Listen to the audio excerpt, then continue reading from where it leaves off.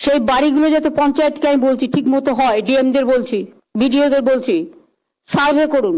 আপনারাই তো সার্ভে করেছেন।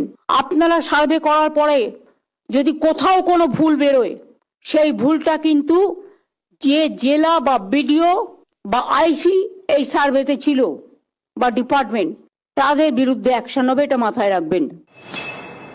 বলছি, যারা গভর্নমেন্ট ল্যান্ড দখল করে অলরেডি বসে গেছে, নতুন করে যেন আরো কোনো এনক্রোচমেন্ট না হয়। এটা কিন্তু নতুন করে কোনো এনক্রোচমেন্ট হলে আমি সেই এলাকার এসপি কে এবং আইসি কে আমি সঙ্গে সঙ্গে অ্যাকশন নেব, এবং বিডিওরাও বাদ যাবে না। ডিএমরাও যদি ভাবে আমি ঘরে বসবো, আমি কাউকেই টলারেট করব না।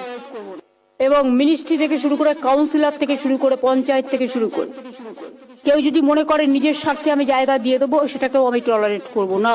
আগামী 6 মাস টাইম দাও, এবং দরকার হলে তার প্রপার্টি ক্রোক করে, যেটা ইডিসিবিআই করে, এটা করতে হবে। অ্যাক্টিভ হতে হবে। এবং তোমার যে টিম বসে আছে ওখানে, 2-1 জন ছাড়া বেশিরভাগই বামপন্থী রাজনীতির আলোচনা করে ওখানে বসে। ওটা একটা আলিমুদ্দিন স্ট্রিট বানিয়ে দিয়েছে। আমি নিজে সারপ্রাইজ ভিজিট করেছি কয়েকবার, আমি নিজে গিয়ে এটা দেখে এসেছি।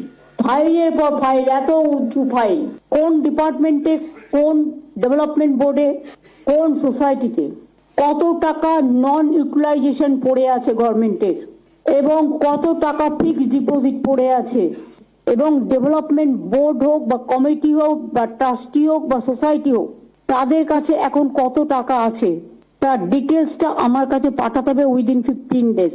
এর কি স্বাস্থ্য ভবন থেকে কোনো ব্যাপার আছে না? স্বাস্থ্য ভবনে বসে শুধু গল্প হচ্ছে, গল্প গুঞ্জন, ডাক্তাররা একদিকে, আইএএস অফিসাররা আরেকদিকে। না ম্যাডাম, আমরা স্বাস্থ্য কেন্দ্র, এগুলো কি মনিটরিং করা হয়? ইয়েস ম্যাডাম, ওগুলো সব করা হয়। কি সিস্টেমে করো একটু জানিয়ে তো। চন্দ্রিমা, তুমি দেখে নিয়ে আমায় বলো তো। আসছে সরকারি জমির ওপরে ফ্ল্যাট তৈরি করছে বেআইনি ভাবে, এবং ফ্ল্যাটগুলোকে বিক্রি করে দিয়ে বাইরে চলে যাচ্ছে, আর কিন্তু এখানে থাকছে না। এটা স্থানীয় নয় বেশিরভাগ, আমি খোঁজ নিয়ে দেখেছি। তাকে যেখান থেকে পারো ধরে আনো। আরে এই জমিগুলোর মিউটেশন কে দিল, বিল্ডিং এর পারমিশন কে দিল, তাদের বিরুদ্ধেও কিন্তু অ্যাকশন হবে, এবং অ্যাকশন অনুযায়ী কাজ হবে। এটা পুলিশ ডাইরেক্ট হাতে নেবে, জেলাকে দেবে না, স্টেট পুলিশ করবে। এসপি হয়ে আমার এক চোখ থাকবে কাজে, আর এক চোখ থাকবে অন্য জায়গায়, তাহলে এসপি হওয়ার প্রয়োজন নেই। ডিএমদেরও লক্ষ্য রাখতে হবে কোথায় কোন ভিডিওটা ভালো কাজ করছে, কোথায় করছে না, কোথায় বিএলআরও টাকা নিয়ে জমি দিচ্ছে, কোথায় দিচ্ছে না, মানুষকে হ্যারাস করছে। Rajib, you have to